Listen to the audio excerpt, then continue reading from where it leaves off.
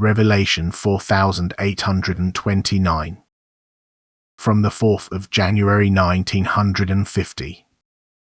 Sacrificing time for God and spiritual work.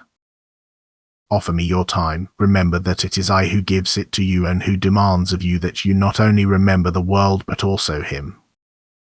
Anyone who wants to serve me must be willing to sacrifice everything for me, and thus he must also always be ready for me, that is, he must want to be active as my servant for me at all times if I require his services.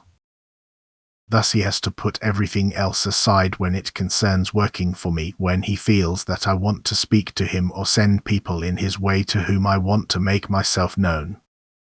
Before every work for the world, before every earthly activity, he should direct his thoughts towards me, and if his striving towards me is serious, then he feels the inner urge within himself for a work which is my will to accomplish.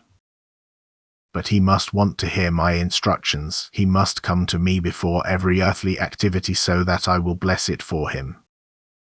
If I now require him to do work for me and my kingdom, then I instruct him to do it, and he willingly complies with this instruction, that is, he does what he feels inwardly urged to do.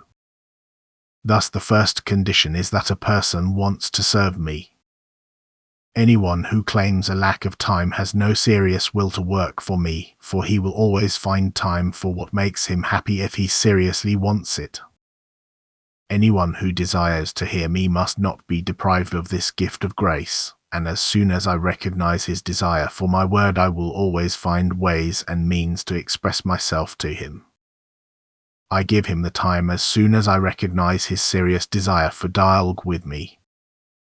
The people of the world cannot and will not understand that I am Lord over time and that I distribute it as I will, that I can shorten or lengthen time, that I can make the human being efficient, but also that I let time pass uselessly through obstacles or the failure of all work if it is my will.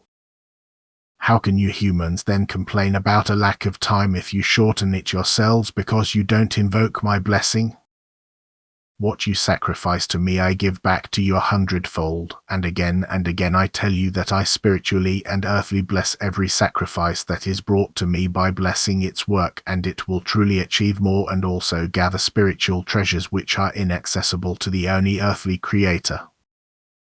But anyone who only sees the world, who only devotes all his strength and time to it, will only have achieved little in the end, for he will lose what he possesses on earth, and nothing can replace the lost time which he certainly believes to have used, which is why he withheld it from me and acquired nothing for eternity.